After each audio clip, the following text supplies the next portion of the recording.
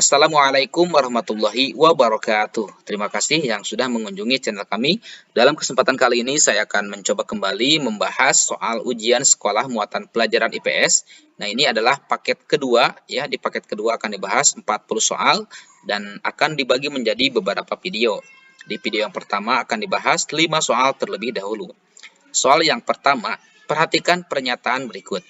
Dalam peta, kita sering melihat simbol segitiga yang berwarna hitam. Nah, seperti ini. Ini adalah tanda atau simbol segitiga yang berwarna hitam. Nah, kira-kira ini menunjukkan apa ya?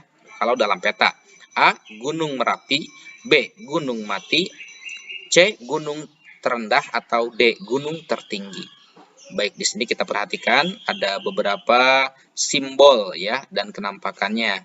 Dan kita perhatikan ini adalah tanda segitiga yang berwarna hitam, bahwa ini menunjukkan sebuah gunung, tapi gunungnya gunung yang tidak aktif atau disebut gunung mati. Jadi kita tentukan jawaban untuk soal yang ke-1 ini adalah gunung mati. Bagaimana dengan gunung Merapi atau gunung aktif? Nah, biasanya itu simbolnya warnanya warna yang merah ya. Jadi segitiganya bukan segitiga yang berwarna hitam, tapi segitiga yang berwarna merah itu tanda gunung berapi atau gunung aktif. Selanjutnya soal yang kedua, warna coklat pada peta merupakan simbol dari kenampakan alam berupa apa? A. Dataran tinggi, B. Dataran rendah, C. Pegunungan, atau D. Perbukitan. Kita perhatikan kembali ini simbol-simbol yang biasa ada dalam peta. Dan di sini warna coklat. Nah, di sini ada beberapa warna ya, mulai dari warna kuning sampai kuningnya kuning kecoklatan dan berwarna coklat. Itu kenampakan alamnya itu berupa dataran tinggi ya.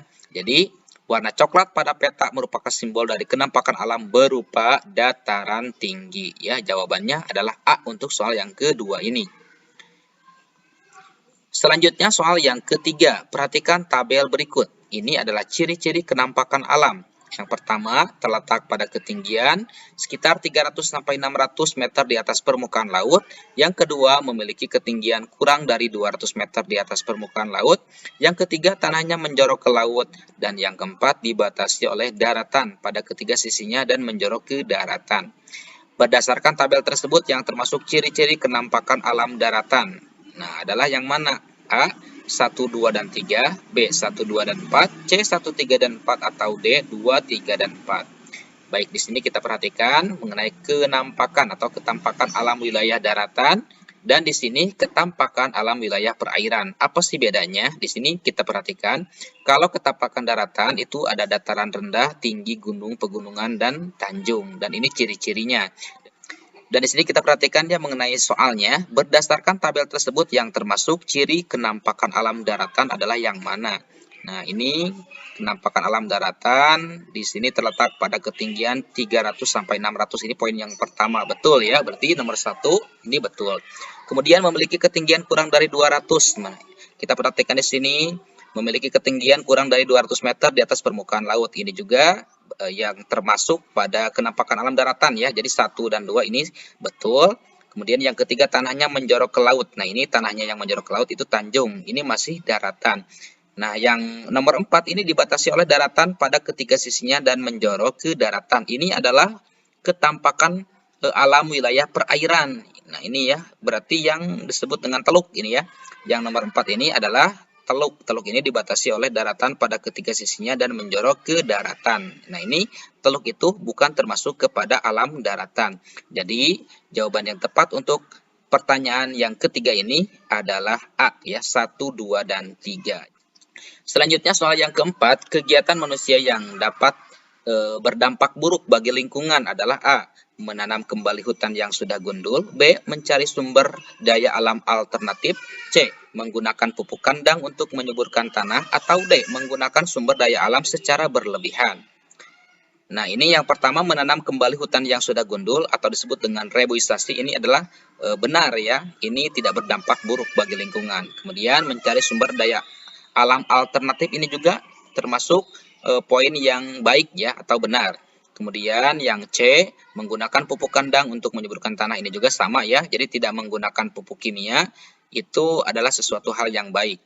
Kemudian yang D, menggunakan sumber daya alam secara berlebihan. Nah, ini adalah dampak buruk bagi lingkungan. Nah, di sini dijelaskan mengenai beberapa dampak buruk pengambilan sumber daya alam yang berlebihan. Yang pertama, terjadi pencemaran dan kerusakan lingkungan air, hutan kehilangan fungsi asli. Yang ketiga, kerusakan pada tanah, pencemaran lingkungan, dan kerusakan alam pada sungai. Baik, kita tentukan jawaban untuk soal yang keempat ini adalah D, ya, menggunakan sumber daya alam secara berlebihan itu berdampak buruk bagi lingkungan.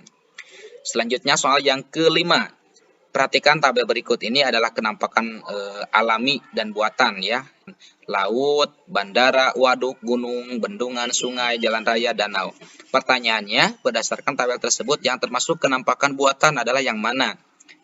A. 1, 2, 3, dan 4. B. 2, 3, 4, dan 5. C. 2, 3, 5, dan 6. Atau D. 2, 3, 5, dan 7.